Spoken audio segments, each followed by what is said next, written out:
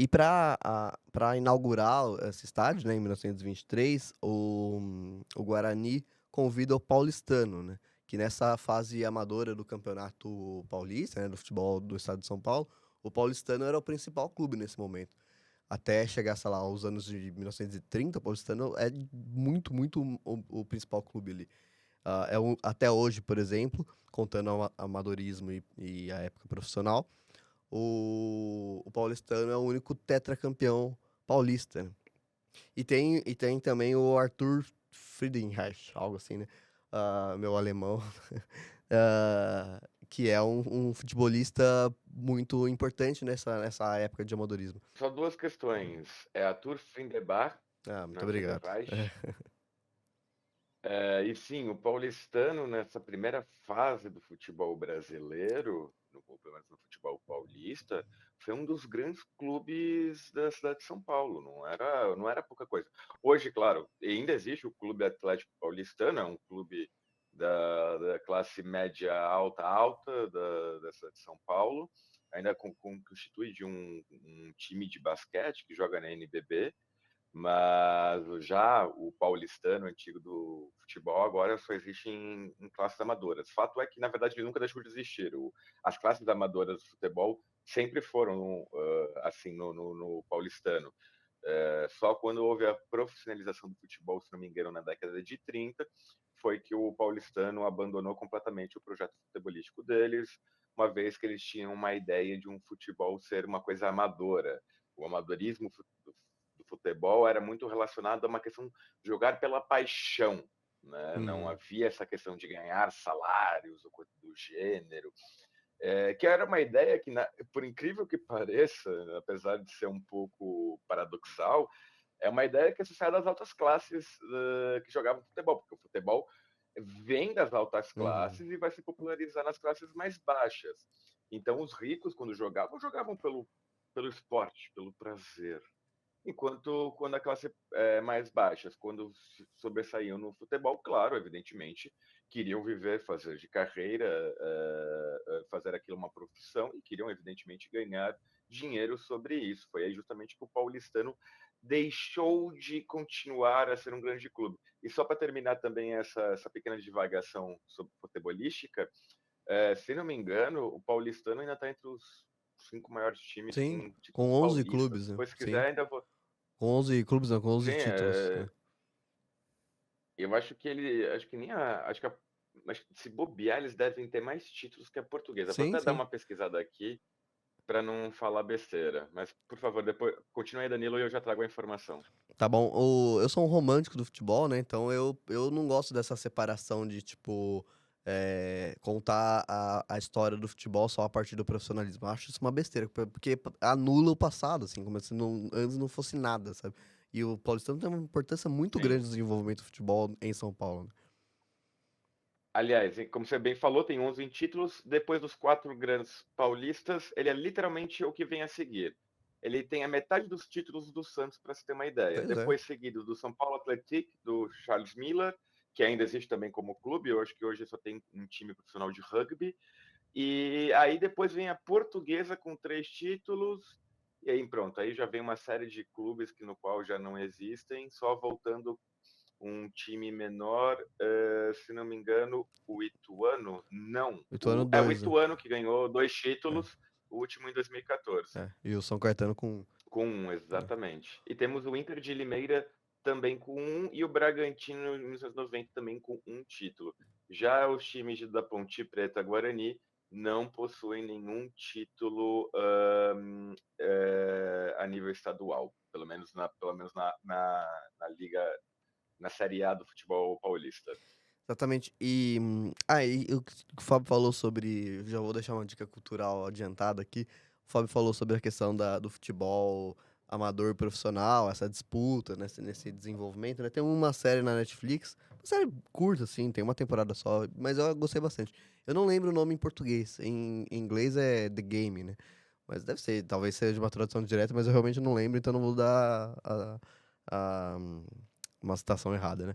Ah, Porém, fala justamente isso, o desenvolvimento do futebol, o surgimento e desenvolvimento do futebol na Escócia e na Inglaterra lá no fim do século XIX, e fala justamente disso que o Fábio falou, como ele era das elites, a partir do momento que o primeiro momento foi na Escócia, onde operários passaram a jogar, e daí os clubes começaram a tentar colocar, pagar esses jogadores, porque tinham jogadores operários muito bons e que destoavam bastante, assim, dos demais, né? Não só entre os mais populares, mas entre os mais ricos também.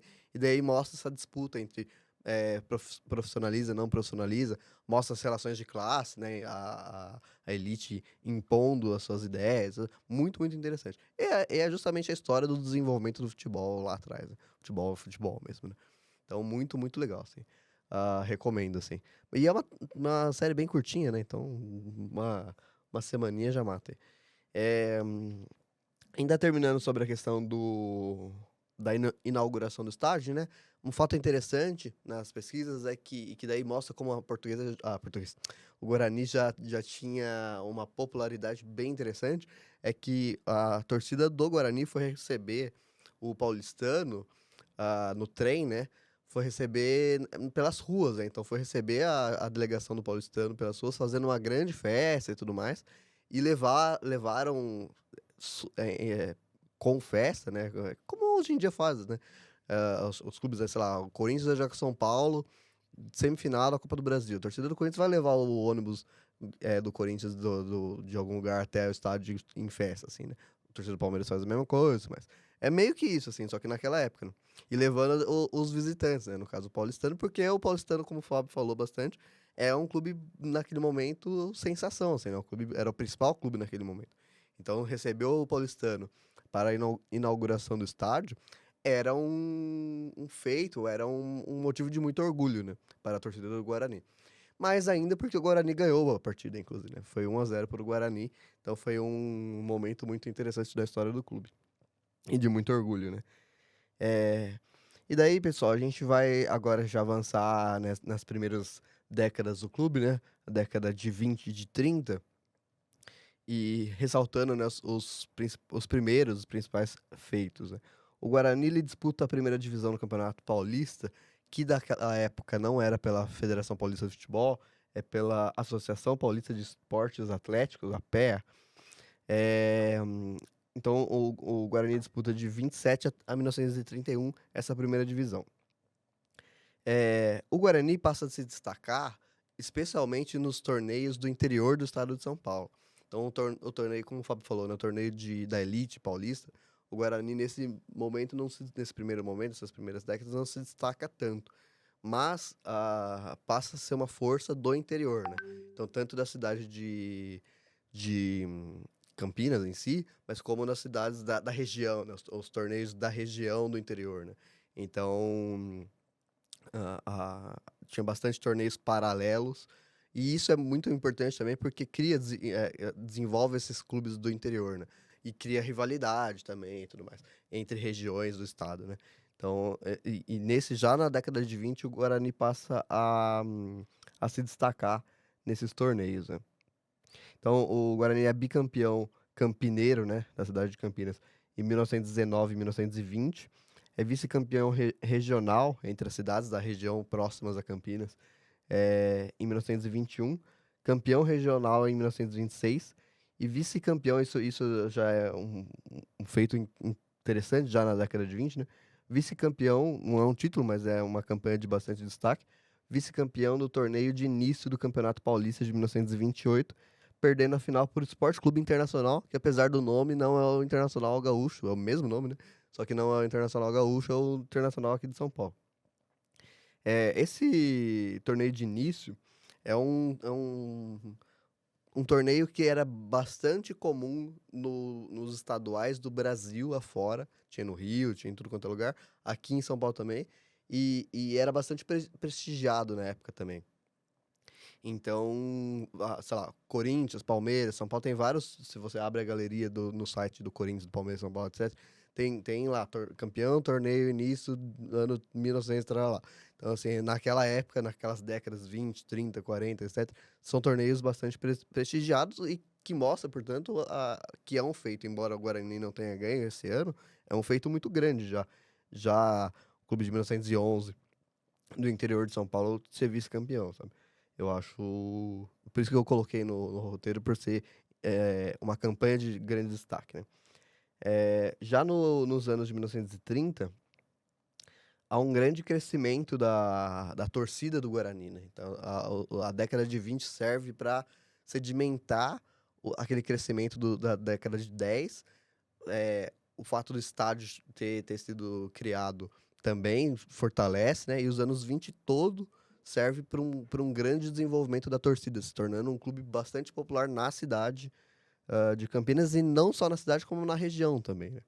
As cidades mais próximas, menores, que não tinham um clube, por exemplo, o Guarani passa a ser uma referência, né? Bora lá, 1930.